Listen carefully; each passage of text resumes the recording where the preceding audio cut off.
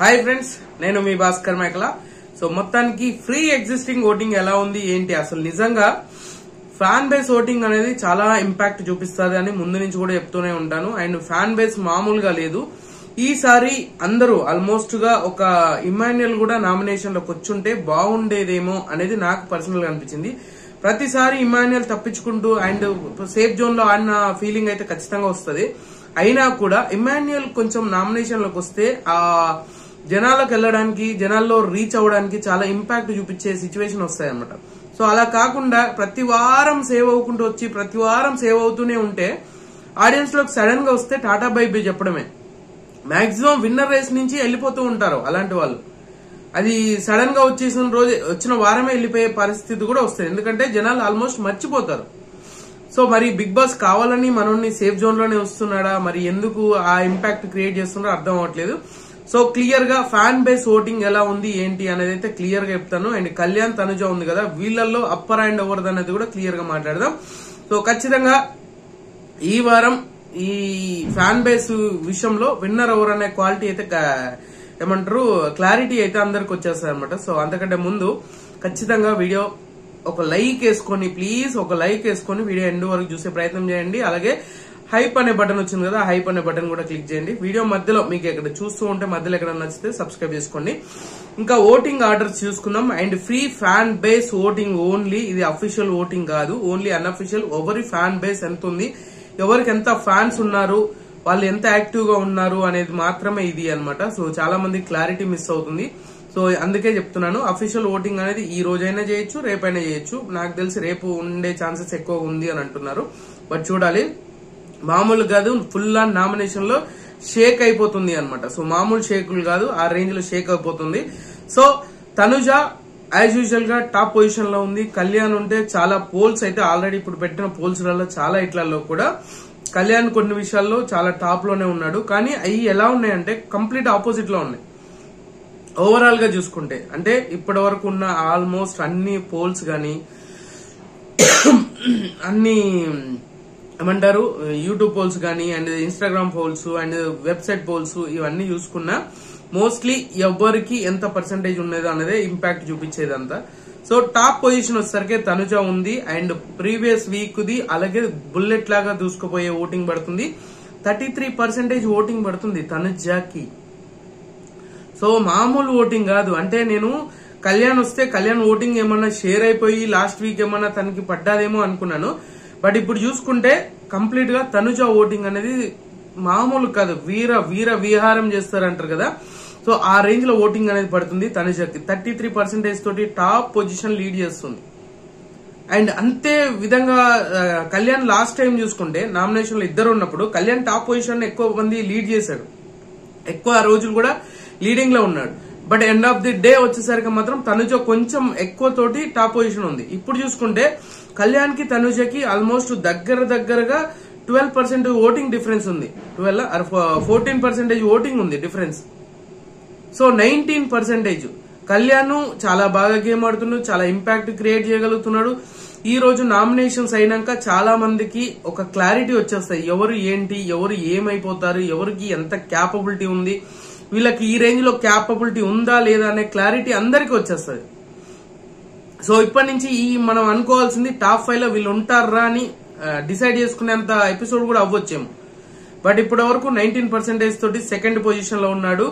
And తర్వాత position వచ్చేసరికి రీతు ఉంది. రీతుకి ఊహించని విధంగా ఓట్ బ్యాంక్ అనేది పెరిగింది. అండ్ అది ఆయేషా వల్ల కావచ్చు, అండ్ ఈమె నెగిటివిటీని కాస్త పాజిటివిటీగా జనాలకు యాక్సెప్ట్ చేస్తున్నారో తెలియట్లేదు. సో మొత్తానికి ఈ లవ్ ట్రాక్ గురించి పక్కకు పెడితే సో ఇది మంచి కంటెస్టెంట్ అని చెప్పుకోవచ్చు. నేను ఇది ఇప్పుడు కాదు, చాలా మంది రీతుకు సపోర్ట్ చేస్తున్నాను అని చెప్పేసి అనుకుంటున్నారు. అలా ఏమీ కాదు. సో నిజంగానే గేమ్ వైజ్ బాగానే గట్టిగా ఆడగలే క్యాపబిలిటీ ఉంది. సో ఈమెకు కూడా ఓటింగ్ అనేది చాలా ఇంపాక్ట్ క్రియేట్ చేసింది. ఈమె ఫ్యాన్ బేస్ కూడా చాలా పెరిగింది. సో 15% తోటి ఈమె థర్డ్ పొజిషన్ లో ఉంది. ఎప్పుడు రీతు డేంజర్ జోన్ లో ఉంది, ఎలిమినేషన్ జోన్ కి దగ్గరగా ఉంది అని చెప్పే మనమే ఇప్పుడు సడన్ గా ఈ రేంజ్ ఓటింగ్ అనేది పడడం అనేది చాలా ట్విస్ట్, మామూలు ట్విస్ట్ కాదనమాట. సో 15% తోటి ఈమె థర్డ్ పొజిషన్ లో ఉంటే, అండ్ ఫోర్త్ పొజిషన్ వచ్చేసరికి సంజన గారు. సంజన గారు ఏదైతే ఫస్ట్ వీక్స్ సెకండ్ వీక్ ఎంత ఇంపాక్ట్ క్రియేట్ చేయగలిగిందో వైల్డ్ కార్డ్స్ వచ్చినాక కంప్లీట్ గా ఈమె ఇన్వాల్వ్మెంటే ఉండట్లేదు. ఈమెకంటూ ఓన్ గా ఒక డెసిషనే ఉండట్లేదు, ఒక డెసిషన్ మేకింగే చేయలేకపోతుంది. అండ్ ఎంతసేపు వాళ్ళు చెప్పింది వీళ్ళు చెప్పిన దాన్ని ఆలోచించి అక్కడే ఏదో గేమ్ ప్లాన్ గీయాలి, ఏదో టార్గెట్ చేయాలి, ఏదో సిచ్యువేషన్ క్రియేట్ చేయాలి అన్నట్టుగా ఉంది. కానీ అంతకు మించి ఇంపాక్ట్ అయితే ఖచ్చితంగా క్రియేట్ చేయలేదు అనేది అయితే క్లియర్ గా అర్థమవుతుంది. సో తీరా చూసుకుంటే సంజనకి 4th పొజిషన్ లో ఉంది అండ్ స్టేబుల్ ఓటింగ్ పడుతుంది, 12% ఓటింగ్. అంటే ఇప్పటికే 12% అంటే ఫ్యాన్ బేస్ అలర్ట్ గా ఉన్నట్టు అనమాట. ఇదేదో మనకు వర్కౌట్ అయిపోయి అఫీషియల్ ఓట్లకు కలపడం కాదు. సో ఫ్యాన్ బేస్ నిజంగా ఇంత యాక్టివ్ గా ఉన్నారా అనే ఫీలింగ్ ఖచ్చితంగా కలుగుతుంది. సో ఫ్యాన్ బేస్ అనేది ఖచ్చితంగా అలర్ట్ లో ఉన్నారు. సో సంజన వరకు అలర్ట్ గానే ఉన్నారు అని చెప్పుకోవచ్చు. ఎందుకంటే 12% 4th పొజిషన్ లో ఉంటే అండ్ 5th పొజిషన్ వచ్చేసరికి రమ్య ఉంది. చిట్టి పిక్కిల్స్ రమ్యకి మామూలు ఫాలోయింగ్, నెగిటివ్ ఆర్ పాజిటివ్ ఈమె ఫాలోయింగ్ మామూలుగా లేదనమాట. నా భూతో నా భవిష్యత్తు. కానీ ఈమె ఉన్న నెగిటివిటీని పోగొట్టుకోవడానికి వచ్చినట్టుగా అనిపించట్లే, ఉన్న నెగిటివిటీని ఇంకా కొంచెం పెంచుకోవడానికి వచ్చినట్టుగా ఉంది. అంటే కొందరికి పాజిటివ్ అయితే వర్కౌట్ అవుతుంది, కొందరికి నెగిటివ్ అయితే వర్కౌట్ అవుతుంది. అలా ఈమె ఏమన్నా నెగిటివ్ అయ్యి వర్కౌట్ చేసుకోవాలని అనుకుంటుందేమో తెలియదు. కానీ కొన్ని పాయింట్స్, కొన్ని మాట్లాడే విధానం, ప్రోమోస్ చూస్తే మీకు క్లారిటీ వస్తుంది. రమ్య ఏం మాట్లాడుతుంది, ఎవరిని టార్గెట్ చేయాలనుకుంటుంది, ఏ విధంగా వాళ్ళని ట్రిగ్గర్ చేయాలనుకుంటుంది అనేది క్లియర్ గా అర్థమవుతుంది. కానీ రమ్య ఒక స్ట్రాటజిక్ గా ఆడితే ఫిజికల్ గా వెరీ స్ట్రాంగ్, కానీ మెంటల్లీ కూడా స్ట్రాంగ్ ఉండాలి. అండ్ మెంటల్లీ అంటే వాళ్ళు ఏదో ఫిజికల్లీ అన్నట్టు కాదు. మెంటల్లీ అని అంటే వాళ్ళు ఏది చేసినా కూడా మైండ్ మెచ్యూరిటీ తోటి ఆలోచించి ముందుకెళ్తే బాగుంటది అనే ఒక ఫీలింగ్ తప్పితే ఇంకా వేరే ఉద్దేశం కాదు. దాన్ని కూడా వేరేగా ఆలోచించే వాళ్ళు ఉంటారు. సో రమ్య 5th పొజిషన్ లో ఉంది 9% ఓటింగ్ తోటి. అండ్ స్టేబుల్ ఓటింగ్ పడితే బానే ఉంటది, బట్ చూడాలి ఇంకా ముందు ముందు ఏమైనా మారొచ్చు అనమాట. సో తర్వాత పొజిషన్ వచ్చేసరికి దివ్య ఉంది. దివ్య నిఖితకి 6% ఓటింగ్ పడుతుంది. భరణి గారు వెళ్లిపోయినాక ఆల్మోస్ట్ అందరూ ఈమెనే బ్లేమ్ చేస్తున్నారు, దివ్యానే బ్లేమ్ చేస్తున్నారు. ఆ దివ్యాన్ని బ్లేమ్ చేయడం మీరు ఈ రోజు ఎపిసోడ్ లో చూస్తారు. ఆ తర్వాత నెగిటివ్ కాస్త పాజిటివ్ అయితే బాగుంటది, లేదు నెగిటివ్ నే కంటిన్యూషన్ చేస్తే నెగిటివ్ ని యాక్సెప్ట్ చేసే వాళ్ళు కూడా ఉంటారు. బట్ ఎపిసోడ్ అయిపోయినాక దివ్య ఫ్యూచర్ ఏంటనేది, దివ్యకి ఎంత క్లారిటీ ఉంది, దివ్యాని ఎంతమంది యాక్సెప్ట్ చేస్తున్నారు అనే ఒక క్లారిటీ అయితే అందరికి వచ్చేస్తుంది, ఆటోమేటిక్ గా వచ్చేస్తుంది. ఎందుకంటే ఆ రేంజ్ లో పర్ఫార్మెన్స్ ఉండబోతుందంటే, ఎందుకంటే ఆల్మోస్ట్ అందరూ టార్గెట్ ఏంది అంటే దివ్యానే టార్గెట్ చేస్తున్నట్టుగా ఉంది. ఎందుకంటే కంప్లీట్ గా ఫస్ట్ నుంచి కూడా వచ్చినప్పటి నుంచి కూడా బర్నీని తనుజాని సైడ్ చేసేసి ఓన్లీ దివ్యా నిఖితని టార్గెట్ చేసి నీ వల్ల గేమ్ పోయింది, నువ్వే వల్ల వెళ్ళిపోయారు, ఇలాంటి మాటలు చాలా పడుతూ ఉంది. సో ఆ విధంగా ఈమెకు వర్కౌట్ అయ్యే ఛాన్సెస్ ఉంది అనేది నా పర్సనల్ అభిప్రాయం. మీకేమనిపించింది ఏందని కింద కామెంట్ చేయండి. అండ్ తర్వాత పొజిషన్ 6% ఓటింగ్ తోటి ఈమె 6th పొజిషన్ లో ఉంది. అండ్ 7th పొజిషన్ వచ్చేసరికి రాము రాథోడ్ ఉన్నాడు. రాము రాథోడ్ కూడా చాలా కాన్ఫిడెంట్ గా ఉంది. ఈ రోజు నామినేషన్ లో షేక్ ఆడిస్తాడు మనోడు, మామూలు షేక్ ఆడించాడు, రీతుకి చెమటలు పట్టిస్తాడు అనమాట. సో నాకు అర్థం కాని సర్ప్రైజింగ్ పాయింట్ నేను పదే పదే చెప్తున్నా. ఎందుకనంటే మాధురి గారు ఎందుకు నామినేషన్ లోకి రాలేదు? సో అది నా పెద్ద క్వశ్చన్ మార్క్ అనమాట. అది మీకు ఏమన్నా అనిపిస్తే కామెంట్ చేయండి అబ్బా, నాకు ఎందుకో అది మైండ్ లో నుంచి పోవట్లే. సో రాముకి 4% ఓటింగ్ తోటి బాటమ్ 2 లో ఉన్నాడు అండ్ 7th పొజిషన్ లో ఉన్నాడు అనమాట. సో ఈయన కూడా డేంజర్ జోన్ లో ఉండే ఛాన్సెస్ ఉంది. అలాగని చెప్పేసి ఇప్పుడే డేంజర్ జోన్ ఏం కాదు, వీళ్ళ ఓట్ బ్యాంక్ అనేది ఈ రేంజ్ లోనే ఉంది.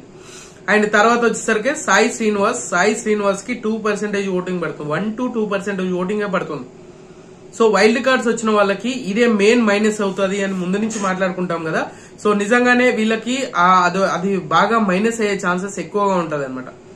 సో ఖచ్చితంగా ఊహించిన దానికంటే మిగతా వాళ్ళకి ఆల్మోస్ట్ అలవాటు పడతారు, వాళ్ళు గుర్తుంటారు, ఒక క్లారిటీ ఉంటది. సో ఒక్క వీక్ కే మనోడు నామినేషన్ లోకి వస్తే కొంతవరకు ఆ ఇంపాక్ట్ అనేది క్రియేట్ అవుతుంది, ఎలిమినేషన్ అయ్యే ఛాన్సెస్ ఎక్కువగా ఉంటది. వైల్డ్ కార్డ్స్ లో వచ్చిన వాళ్ళకి ఇది పెద్ద బిగ్గెస్ట్ మైనస్. అలాగని చెప్పేసి అలా అని ఏదో తక్కువ అయిపోయారు, వేరే కంటెస్టెంట్స్ ఉండరు అనే ఏం లేదు. సో తగ్గాఫర్ ఇచ్చే వాళ్ళు కూడా ఉంటారు. ఖచ్చితంగా ఒక ఎపిసోడ్ గట్టిగా పడింది అనుకో వాళ్ళే హైప్ అయ్యే ఛాన్సెస్ ఉంది అనమాట. సో అలాగా ఓవరాల్ గా చూసుకుంటే free existing fan base voting మాత్రం మామూలుగా లేదు.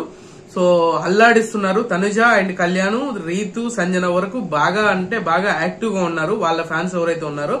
సో మిగతా వాళ్ళ ఫ్యాన్స్ అనేది పెద్దగా యాక్టివ్ గా కనిపించట్లేదు. సో చూడాలి ఏం జరగబోతుంది ఏంటి అనేది 7th వీక్.